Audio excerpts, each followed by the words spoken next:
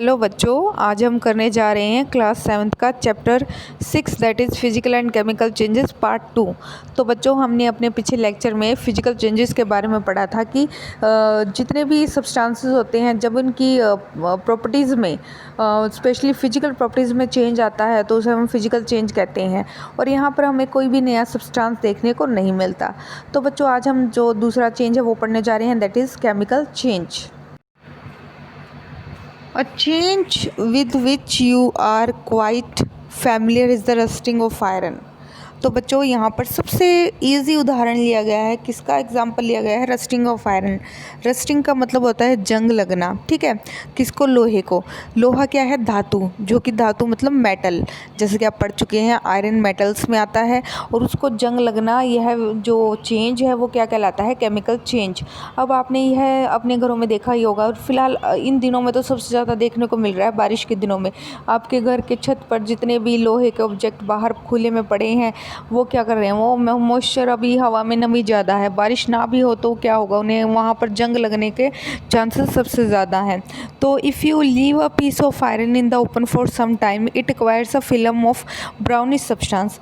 जैसे ही आप लोहे की धातु को या किसी भी ऑब्जेक्ट को जो लोहे से बना है बाहर ओपन में रखते हैं तो आप देखते हैं उस पर एक ब्राउन कलर की कवरिंग चढ़ जाती है। This substance is called rust. और इस सब्सटेंस को हम रस्ट के नाम से जानते हैं, और इस प्रोसेस को हम रस्टिंग कहते हैं। इस जंग लगने की प्रक्रिया को क्या कहते हैं? Rusting. Iron gates of parks और farmlands, iron benches kept in lawns and gardens, almost every article of iron kept in the open gets rusted। तो आपने देखा है कि जो पार्क्स में जो आयरन गेट्स लगे होते हैं, या फिर लॉन्स में जो बेंचेस लगे होते हैं, गार्डन्स में या फिर बेंचेस लगे होते हैं, या कोई भी सामान जो आयरन का बना है, उनको सभी को क्या होता है? वहाँ पर रस्ट लगने के चांसेस बहुत ज़्यादा होते हैं। At home you must have seen shovels and spades getting rusted with exposed to the atmosphere for some time. तो शोवेल एंड स्पेड के बारे में बता देती हूँ। स्पेड्स होती है कसी, और शोवल होती है, जैसे आपने खुरपा देखा है इस तरह से शोवल्स एंड स्पेड्स इन्हें कहा जाता है। स्पेड मतलब कसी को। तो वो भी अगर खुली में पड़ी रहती है तो उसको भी क्या लग जाता है? जंग। तो यहाँ पर आप देख सकते हैं बहुत सारा ऑब्जेक्ट छत पर खुला पड़ा हुआ है, वो आपको ब्राउनिश कलर के दिखाई देना शुरू हो गया। क्यों? क्योंकि उस पर क्या लग चुका है? जंग। तो यहाँ पर आप देख सकते हैं, यहाँ पर एक लोहे का ऑब्जेक्ट है जो क्या ब्राउन कलर का हो चुका है, और वो क्या है? वो है रस्ट। तो यहाँ पर बहुत ज़्यादा ऑब्जेक्ट है आयरन के इस फिगर में, तो यहाँ पर बहुत ज़्यादा क्या है? रस्ट लगी हुई है। तो in the kitchen a wet iron pan often gets rusted if left in that state for some time.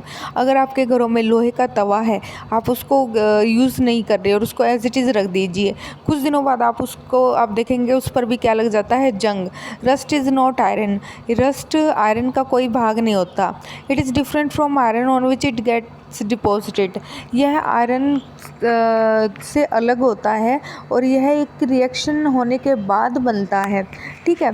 Late us consider a few more changes where new substance are formed. तो chemical changes में basically एक point निकल के आया है कि chemical changes में हमें हमेशा नया सब्सटेंस देखने को मिलेगा, जबकि फिजिकल चेंज में ऐसा कुछ भी नहीं था।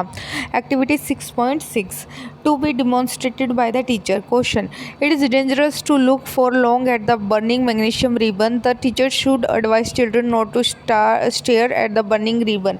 तो बच्चों, यह लैब में प्रक्रिया की जाती है। यहाँ पर मैग्नीशियम रिबन की बात की गई है। मैग्नीशियम रिबन को कुछ इस प्रकार का होता है, जब उसको बर्न करते हैं तो क्या होता है? मैग्नीशियम रिबन को बर्न करने पर हमें ऐश मिलती है। ऐश मतलब राख। तो अब आप देखिए, हमने रिबन को बर्न किया, हमें बदले में मिली राख। राख क्या है? एक नई चीज़ मिली ना। तो ये क्या है? Chemical change. और क्या राख को हम दोबारा से मैग्नीशियम रिबन में बदल सकते हैं? बिल्कुल भी नहीं। तो get a small piece of thin strip और ribbon of magnesium, clean its tip with sandpaper, bring the tip near a candle flame, it burns with a brilliant white light. When it is completely burnt it leaves behind a powdery ash. तो यही बताया गया है कि आप figure में भी देख सकते हैं कि आप फिगर 6.3 में देख सकते हैं कि मैग्नीशियम रिबन को यहाँ पर जलाया जा रहा है, और जलाने के बाद हमें क्या मिल रही है? ऐश। ऐश का मतलब होता है राख।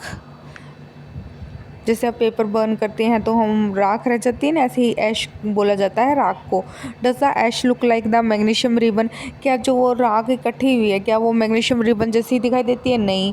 The change can be represented by the following equation. तो बच्चों यहाँ पर जो रिबन जला था, जलने के बाद हमें ऐश मिली, मतलब राख मिली।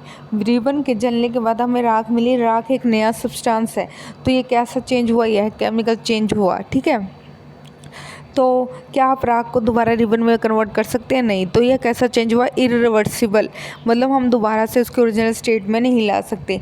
अगर आप पेपर को बर्न करते हैं तो राख बन जाती है, क्या राख को दोबारा से पेपर बना सकते हैं? बिल्कुल भी नहीं। तो यह ऐसा चेंज क्या कहलाता है? Irreversible change. ठीक है, तो यहाँ पर इक्वेशन की मदद से आपको बताया गया है कि मैग्नीशियम प्लस ऑक्सीजन की प्रेजेंस में हमें क्या मिलता है? Magnesium oxide.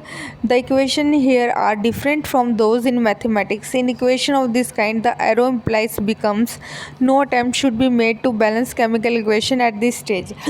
तो बच्चों यहाँ पर आपको एरो दिखाया गया है कि मतलब यहाँ पर दो यहाँ पर सब्सटेंसेस है, उनको रिएक्ट करवा के जो प्रोडक्ट मिलता है वो क्या है? Magnesium oxide. तो इक्वेशन का मतलब यहाँ पे मैथ से कुछ लेना देना नहीं है, यहाँ पर तो आपको प्रॉपर बताया गया है कि मैग्नीशियम जब ऑक्सीजन से रिएक्ट करता है तो क्या बन जाता है? Magnesium oxide.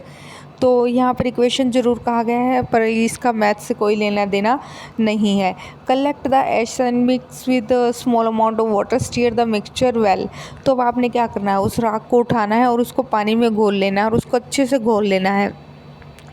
तो एक एक्वस मतलब एक गीला सोल्यूशन आपके लिए तैयार हो जाएगा। Test the mixture with blue and red litmus paper. अब इस मिक्सचर को आपने लिटमस पेपर की मदद से चेक करना है कि ये एसिडिक है या basic. Does the mixture turn red litmus blue, does the mixture turn blue litmus red. यह तो बच्चों करने के बाद ही आपको रिजल्ट पता चलेगा कि यह एसिड है या बेसिक है। On the basis of this test how do you classify the aqueous solution, acidic or basic. तो यह टेस्ट करने पर आपको क्या पता चलता है ये एसिड है या basic. On dissolving the ash in water it forms a new substance, this change can be written in the form of the following equation. देखो आपने दो रिएक्शन 1 बाय 1 कर दिए। पहला रिएक्शन क्या करवाया आपने? उसको बर्न किया मैग्नीशियम रिबन को, तो क्या बना? यहाँ पर आपको ऐश मिली, उसको पानी में घोल दिया तो आपका एक और सोल्यूशन तैयार हो गया। अब आपने उसको चेक किया है ये एसिडिक है या बेसिक। तो इस तरह से आपने दो रिएक्शंस करवाए। ठीक है, एक तो बर्निंग का और फिर आपने डिज़ोल्व किया उसमें, फिर आपने चेक किया कि यह एसिड है या बेस है। तो यहाँ पर आप दूसरी इक्वेशन देख सकते हैं मैग्नीशियम ऑक्साइड, क्योंकि मैग्नीशियम ऑक्साइड ऑलरेडी हम मैग्नीशियम और ऑक्सीजन को रिएक्ट करके हमने क्या बनवाया था? Magnesium oxide. अब वो मैग्नीशियम ऑक्साइड को हम पानी में घोल रहे हैं। पानी में घोल रहे हैं मतलब मैग्नीशियम ऑक्साइड वो राख है जिसको हमने किस में घोला? पानी में। और हमें क्या मिला? Magnesium hydroxide. तो मतलब पानी में घोलेंगे तो पानी का फॉर्मूला क्या आता है? H2O। तो कहीं ना कहीं उसमें हाइड्रोक्साइड मतलब हाइड्रोजन तो ऐड होगी, और जब हाइड्रोजन ऐड होगी तो उसका फॉर्मूला क्या बन जाएगा? MgOH2। तो मैग्नीशियम हाइड्रोक्साइड, OH को हम किससे रिप्रेजेंट करते हैं? Magnesium hydroxide. ठीक है, और हाइड्रोक्साइड क्या होते हैं? बेस। तो बेसिकली ये क्या करेगा? यह हमारा बेस के लिए क्या करता है? रेड से ब्लू में चेंज करेगा। तो as you have already learned in chapter 5 magnesium hydroxide is a base. और इस तरह से हमें पता चलता है कि मैग्नीशियम हाइड्रोक्साइड क्या है? Basic in nature. इंपॉर्टेंट है बच्चों, बहुत बार एग्जाम में पूछा जाता है यह क्वेश्चंस में। तो magnesium hydroxide is another new substance formed by mixing magnesium oxide with water. तो बच्चों शुरू से करते हैं। ये मैग्नीशियम का रिबन था, ठीक है, फॉर एग्जांपल M से मैं मैग्नीशियम कर रही हूँ, तो उसको हमने जलाया किसकी प्रेजेंस में? ऑक्सीजन की प्रेजेंस में। हमें क्या मिला? हमें मैग्नीशियम ऑक्साइड मिला। अब इस मैग्नीशियम ऑक्साइड को हमने किस में घोल दिया? पानी में। और पानी में घोलने के बाद हमें मिला मैग्नीशियम हाइड्रोक्साइड। ठीक है, यह सिंपल भाषा में आपको बताया गया है। इस तरह से यह इक्वेशन बनकर तैयार हुई है। Activity 6.7 to be demonstrated by the teacher, dissolve water teaspoon full of copper sulphate. अब यहाँ इंपॉर्टेंट क्वेश्चन आ गया है कि कॉपर सल्फेट जो एक केमिकल होता है जिसे हम कॉमनली ब्लू विट्रियोल या फिर नीला थोथा भी कहते हैं। इंपॉर्टेंट है कि कॉपर सल्फेट को क्या कहा जाता है? ब्लू विट्रियोल या फिर नीला थोथा। in about half a cup of water in a glass tumbler or a beaker. Add a few drops of dilute sulfuric acid to the solution. अब आपने क्या करना है, उसमें आपने आधा फ्यू ड्रॉप्स मतलब बिल्कुल ही थोड़ी बहुत बूंदें डालनी है किसकी, डाइल्यूट सल्फ्यूरिक एसिड की, जो क्या कहलाता है H2SO4। और कॉपर सल्फेट क्या कहलाता है, कॉपर सल्फेट हो गया हमारा CuSO4। कॉपर को हम Cu से रिप्रेजेंट करते हैं। तो add a few drops of dilute sulphuric acid to the solution, yes get a blue coloured solution. और आपको कैसा कलर्ड सोल्यूशन मिलेगा, आपको नीले रंग का सोल्यूशन मिलेगा। तो बच्चों ये एक्टिविटी वैसे लैब में की जाती है, अभी के लिए आप पढ़ लीजिए, जैसे ही आप लैब में जाओगे तो आप एक्टिविटी आपको करवाई जाएगी। Save a some small sample of the solution in the test tube और small glass bottle, drop a nail और use shaving blade into a remaining solution. आपने ये क्या लिया था, आपने कॉपर सल्फेट को आपने क्या किया, बीकर में डाला और पानी में घोल दिया। उसमें क्या डाला, उसमें H2SO4 की 2-3 बूंदें डाली।